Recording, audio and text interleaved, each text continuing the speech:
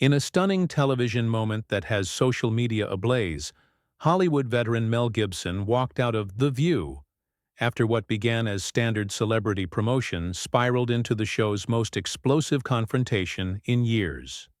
One carefully crafted sentence from Gibson left the hosts speechless, the audience erupting, and America talking.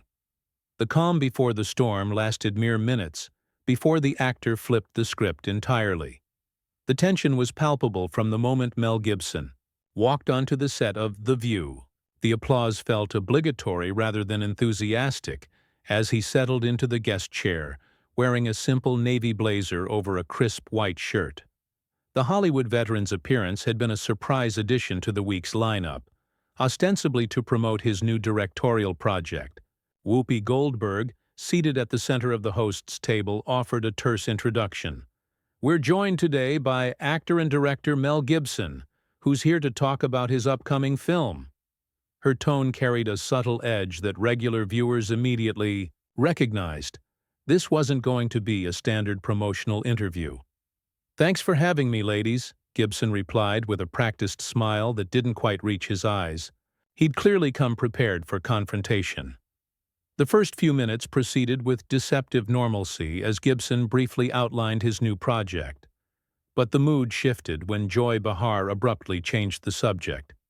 "So, Mel," she began, leaning forward with a smile that resembled a predator eyeing its prey, "you've recently been vocal about wanting tariffs on foreign films entering the American market. Don't you think that's hypocritical considering how much your own films have benefited from international distribution?" A subtle ripple moved through the audience. The ambush had begun. Gibson took a measured breath before responding. "I believe in fair trade, not free trade that disadvantages American workers. The film industry employs thousands of hardworking people who aren't stars or directors. They're carpenters, electricians, caterers. Those jobs matter." "But these tariffs you're proposing would hurt artistic exchange," interjected Sonny Hostin. "Wouldn't they just isolate American cinema when we should be embracing global perspectives?" Gibson calmly placed his hands on his knees. "I'm advocating for balance, not isolation. Right now, American productions face significant barriers entering certain foreign markets, while their films flow freely into ours. That's not fair to our industry workers." The camera caught a brief exchange of glances between the hosts. This wasn't going according to plan. Gibson was responding articulately rather than becoming defensive. Ana Navarro decided to shift tactics. "Let's talk about your past comments that many found offensive. Do you think Hollywood has forgiven you, or are these new political positions just an attempt to rebrand yourself?" The audience tensed at the direct reference to Gibson's past controversies. For a moment, silence hung in the air as everyone waited for his response. "I've made mistakes," Gibson acknowledged, his voice quieter but steady. "Serious ones. I've apologized for them and worked to understand why I said those things. I don't expect or demand forgiveness. What I'm talking about today has nothing to do with my personal redemption and everything to do with thousands of industry jobs." Whoopi attempted to regain control. "But your comments have shown patterns of—" "Have you researched the trade imbalances I'm discussing?" Gibson interrupted, politely but firmly. "Because we could talk about my failings all day, and they're legitimate topics, but that wouldn't address how current policies are hurting American film crews." The audience began to murmur, and several people applauded. Something unexpected was happening. Gibson was refusing to be drawn into a personal attack while redirecting to substantive issues. Sarah Haynes attempted a different approach. "What would you say to those who believe your support for these tariffs is really about promoting nationalist views rather than protecting workers?" Gibson smiled slightly. "I'd say look at the data. Foreign film markets have quotas limiting American content while freely exporting to us. I'm talking about reciprocity, not nationalism. And honestly," he paused, looking directly at the panel, "why is advocating for American workers suddenly controversial? When did that become something Worthy of public shaming? More applause erupted from the audience, louder this time. The hosts exchanged concerned glances as they realized the interview was slipping from their control. "Let's get back to your new film," Whoopi said firmly, trying to redirect. "I'm happy to discuss it," Gibson replied, "but I think your viewers might be interested in an honest conversation about trade policy too. Isn't that what this show claims to offer? Different viewpoints engaged in genuine dialogue?" The comment landed like a gauntlet thrown down. Several audience members stood while applauding. "We certainly do welcome different viewpoints," said Bihar tersely. "But we also recognize when talking points are being used to distract from legitimate concerns about—" "That's exactly what I'm talking about," Gibson interjected, his calm demeanor still intact, but his eyes now intensely focused. "You're not engaging with my actual position. You're dismissing it as a distraction because it doesn't fit your preferred narrative." The audience reaction was immediate. More applause, with several audible comments of support for Gibson.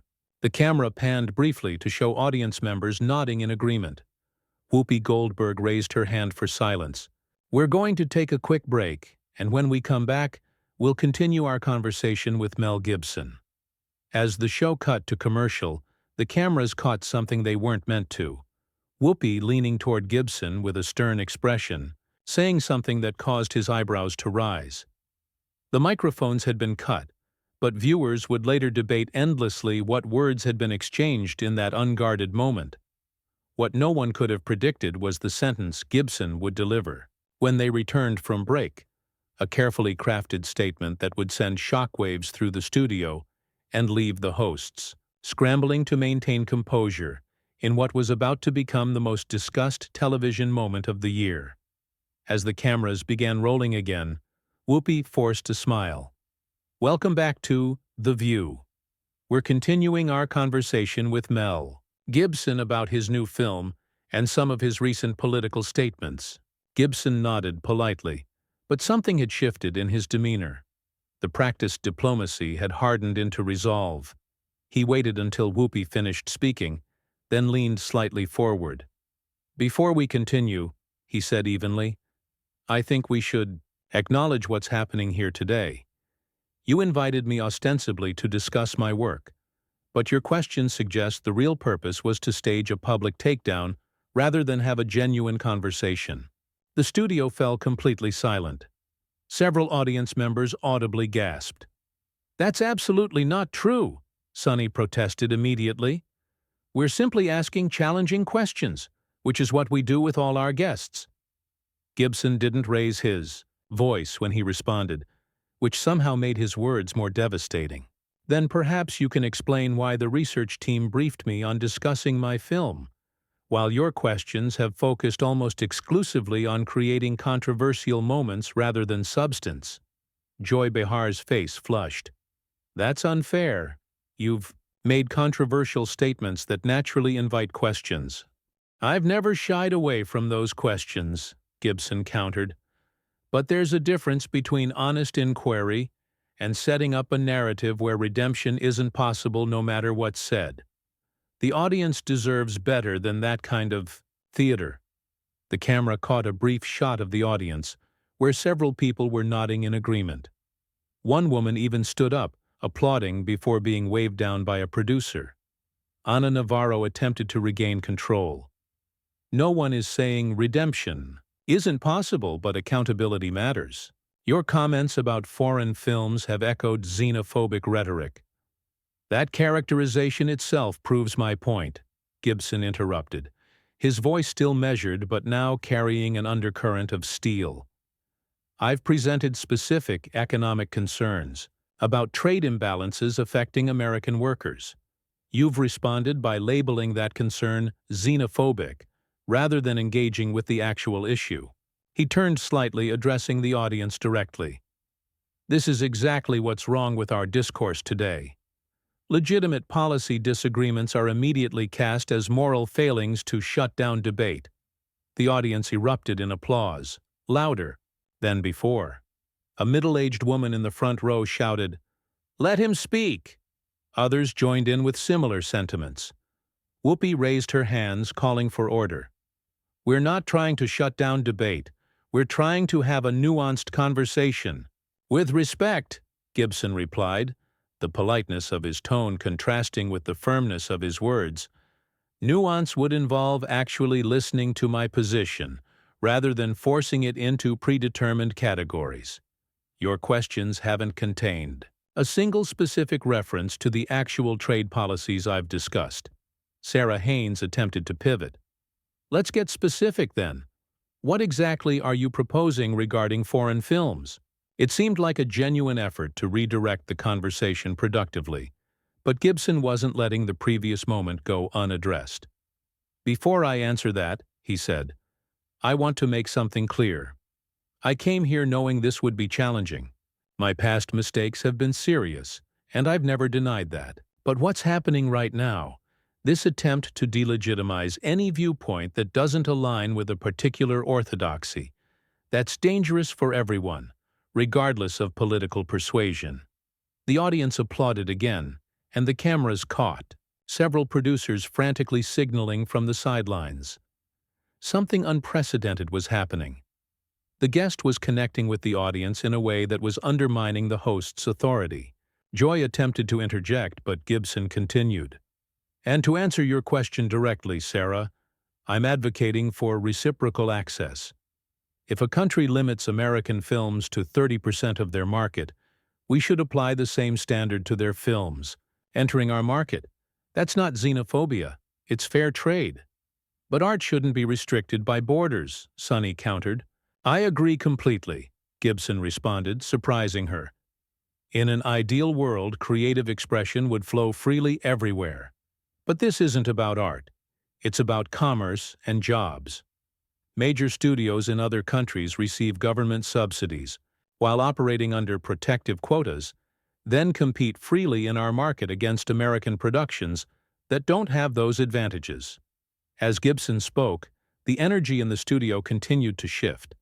The audience was now actively engaged, leaning forward in their seats. Several people nodded emphatically.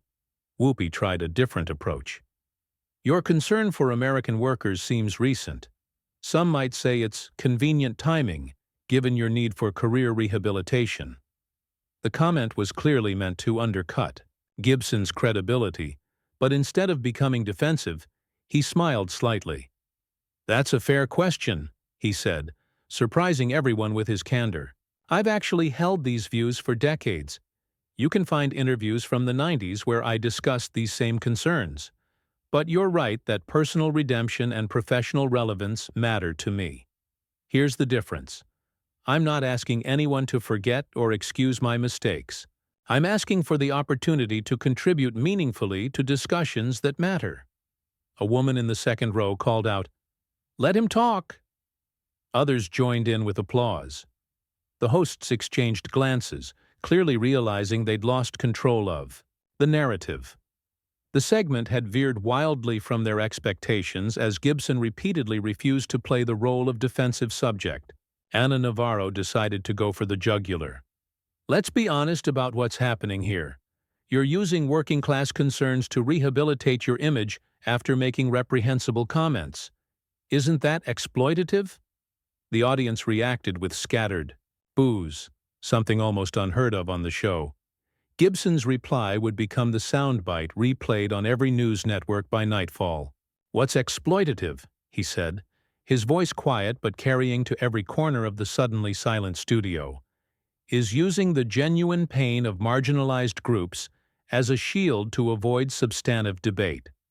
What's exploitative is pretending to champion workers while dismissing their economic concerns as xenophobia." "I've owned my mistakes. Have you owned yours?" The audience erupted. Several people rose to their feet, applauding. A producer rushed to the edge of the set, frantically signaling to Whoopi, who raised her hand for calm with growing desperation. "That's completely unfair," Behar shot back, her voice rising.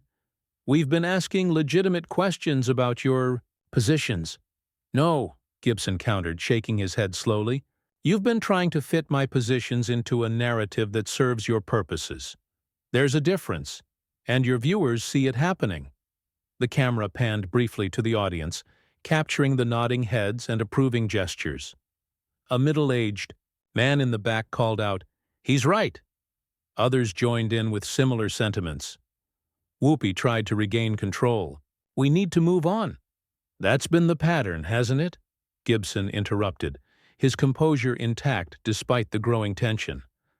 "When the conversation doesn't follow the expected script, it's time to move on. But I think your viewers deserve better.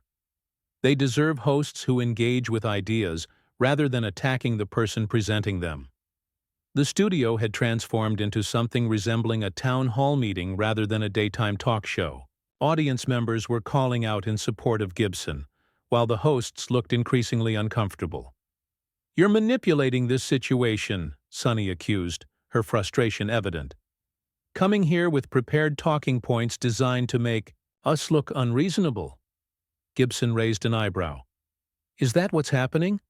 Or am I simply refusing to be a passive target? The difference matters."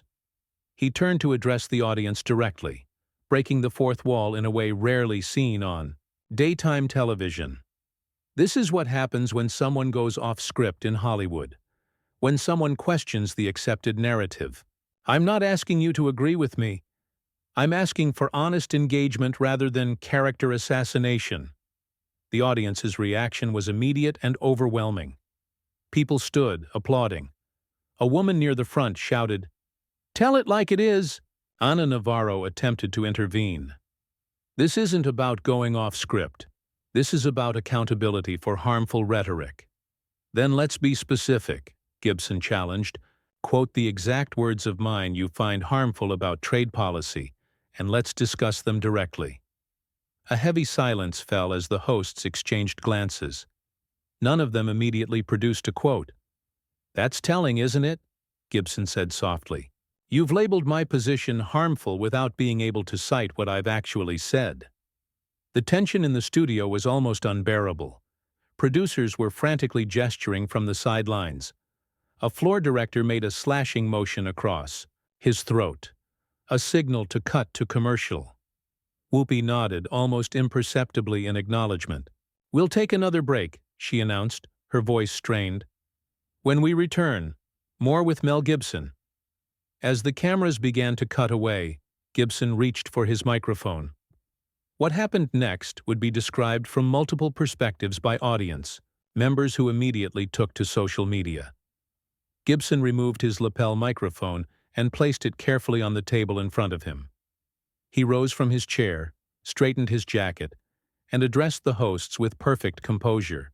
"I think we've demonstrated exactly what's wrong with public discourse today," he said, loud enough for everyone in the studio to hear despite the lack of amplification. "You invited me here under false pretenses, attempted to ambush me with character attacks rather than substantive discussion, and when that failed, you're cutting me off." The cameras were technically off, but phones throughout the audience had come out, capturing the moment. "I came in good faith," Gibson continued, "prepared to discuss both my work and my views honestly. But this isn't a conversation. It's theater, designed to reinforce predetermined conclusions." With that, he turned and walked off the set. The audience, witnessing something unprecedented in daytime television, began to react vocally. Some applauded. Others called for him to stay. A few booed the hosts. What happened next only added fuel to the fire. Rather than proceeding immediately to a commercial, the director, perhaps sensing a historic television moment, kept the cameras rolling as chaos unfolded on set. Whoopi stood, calling for order. "That's not what happened here," she insisted, to the increasingly vocal audience. "We were trying to have a responsible conversation." "Then why couldn't you quote what he actually said?" shouted a man from the audience. Another voice called out, "You never let him finish." The hosts huddled together, clearly shaken by the turn of events. Sarah Haynes could be seen speaking intently to a producer who had rushed onto the set. Joy Behar removed her earpiece in apparent frustration. Finally, the show cut to commercial, but the damage was done. By the time The View returned from break, Gibson was gone, and the hosts attempted to regain control with a subdued discussion about the importance of civil dialogue. The moment had already transcended the show itself.